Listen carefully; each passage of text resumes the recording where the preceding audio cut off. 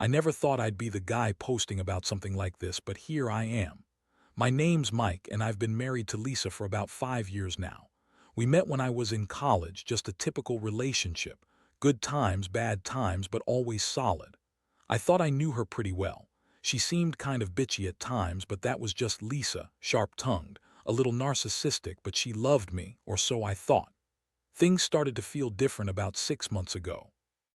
She became more distant, secretive on her phone, and she'd get defensive if I asked about her day.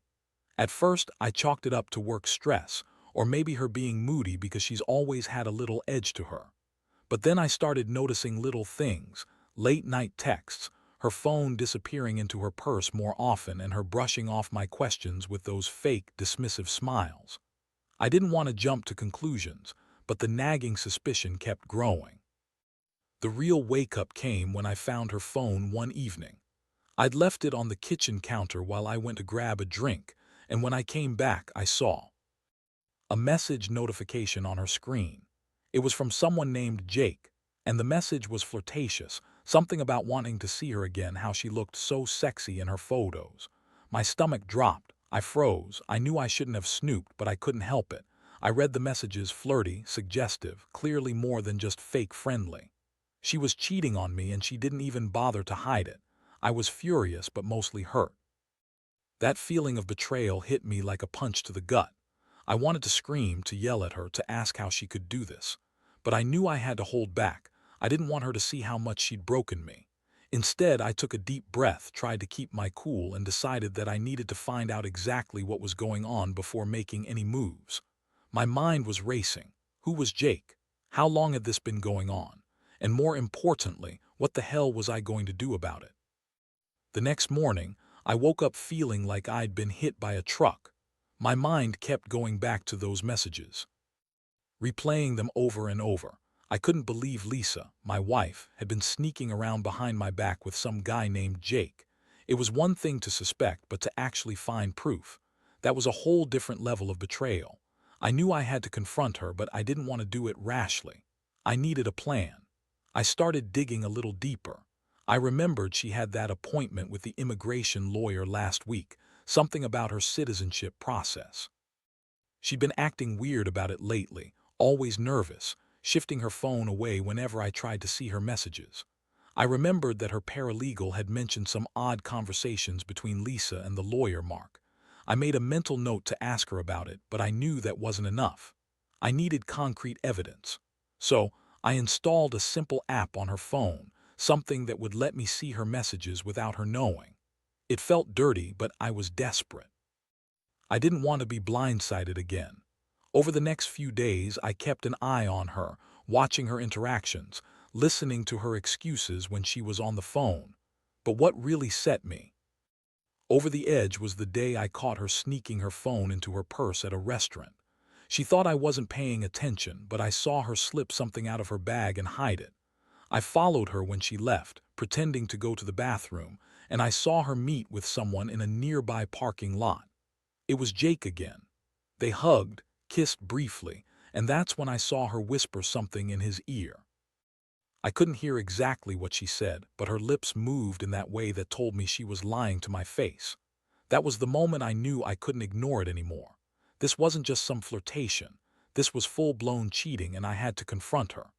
I waited until she got home that night, heart pounding, and then I decided to do it. I didn't want to scream or lose my temper, at least not yet.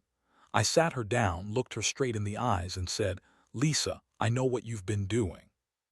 I've seen the messages, the meetings. Who is Jake and what the hell is going on?" Her reaction was classic Lisa. She rolled her eyes, scoffed, and then lied through her teeth. She told me I was crazy, that I was imagining things, that Jake was just a friend she met through work. I couldn't believe her. She dismissed it like it was nothing, like I was overreacting. But I knew her better. I saw her face falter for a split second when I mentioned the messages. She was lying, and I could tell she felt guilty. That only made me angrier. I wanted to punch something, but I kept my composure. I told her I had proof, and I was going to get to the bottom of this, no matter what it took. That night I lay awake thinking about everything, how her betrayal cut so deep, how I had trusted her and she'd thrown it all away. I felt stupid for not seeing the signs earlier, for not trusting my gut. But I also felt this overwhelming sense of betrayal, like I was the fool in my own life. I promised myself that I wouldn't let her get away with this, that I'd find a way to make her pay for what she'd done. I didn't have a clear plan yet, but I knew. I had to act fast before she decided to cut her losses and run with Jake forever. The next few days were a whirlwind of planning and emotional chaos. I couldn't sleep, couldn't eat properly. Every time I closed my eyes, I saw her face, her smug, dismissive look when she lied to me about Jake, the way she tried to gaslight me into thinking I was paranoid. It was infuriating. I kept thinking about what to do next, how to make her regret all the lies and the betrayal. I wasn't just angry. I was hurt, betrayed, humiliated.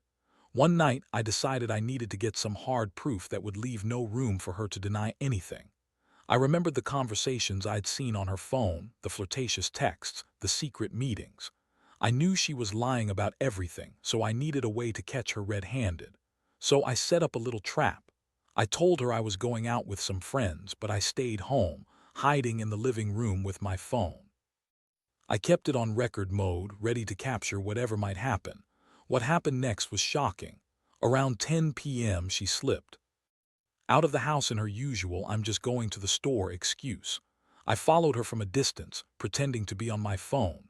She met with Jake again in the parking lot of a nearby restaurant. This time, it was clear they were more than just friends. They kissed and embraced in a way that made my stomach turn.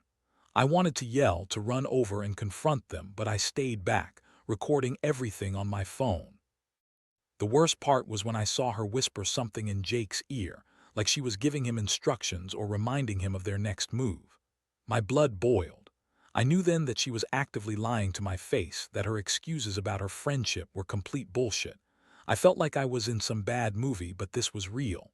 My wife, the woman I loved, was sleeping with our immigration lawyer's paralegal. I couldn't believe she'd gone this far. I went home after that, feeling hollow.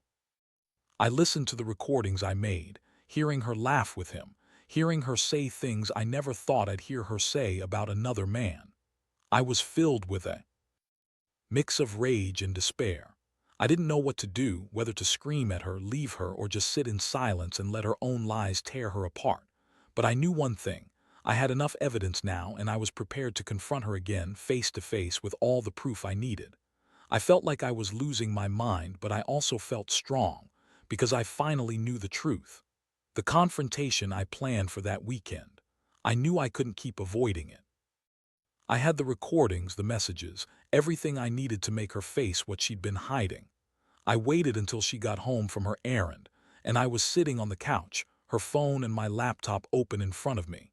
She came in, acting like nothing had changed, but I could see it in her eyes. She knew I had all of her secrets now. Without warning, I played the recordings loud enough for her to hear. Her face went pale as she recognized her own voice, whispering sweet nothings to Jake, laughing like some damn teenager. Her excuses fell apart. She started to babble, how it was just a stupid mistake, that she never meant for me to find out, that she was under stress, that she was feeling neglected. I didn't want to hear it. I just looked at her and said, "You lied to my face for months. You've been screwing around with a guy I know, and you think you can just brush it off."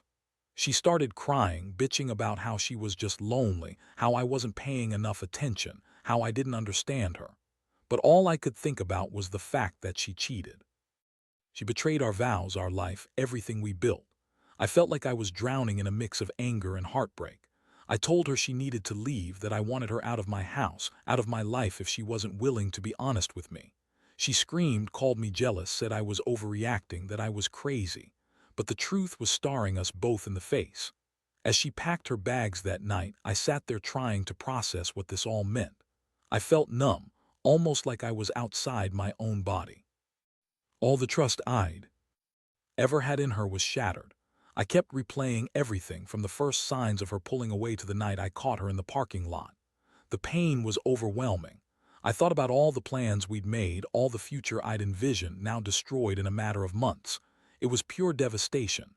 The most shocking part, her attitude afterwards. She acted like she was the victim, like I was the one who messed everything up. She kept saying she loved me, that she'd stop seeing Jake, that she'd change. But I knew better. I saw the way she looked at herself in the mirror, like she didn't care, like she'd already moved on mentally. I realized I couldn't fix this.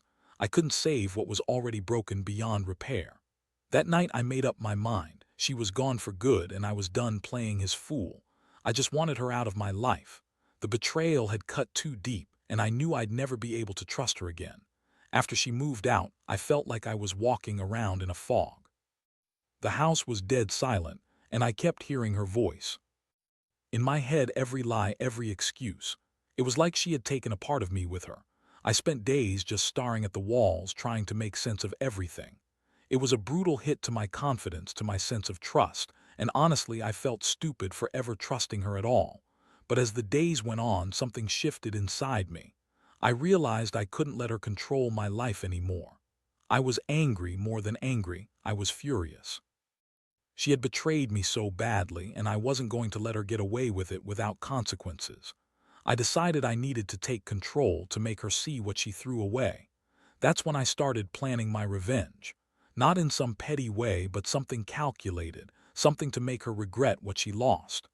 I reached out to the lawyer, Mark, the guy she'd been having the affair with. Turns out, he was just as much a part of this mess as she was. I got a hold of some of his messages, nothing explicit, but enough to see the way he talked about her, about how he was helping her with her citizenship, how he was disappointed she was so dishonest with her husband. I also found out from a mutual friend that Mark was known for being a bit of a player, always looking for the next conquest. I had enough dirt to hang him, and I decided I'd use it to my advantage. First, I compiled everything, screenshots, recordings, messages, you name it. I wanted to make sure she saw I wasn't messing around, but I didn't want to just confront her and leave it at that. I wanted her to feel some of the same pain she'd caused me.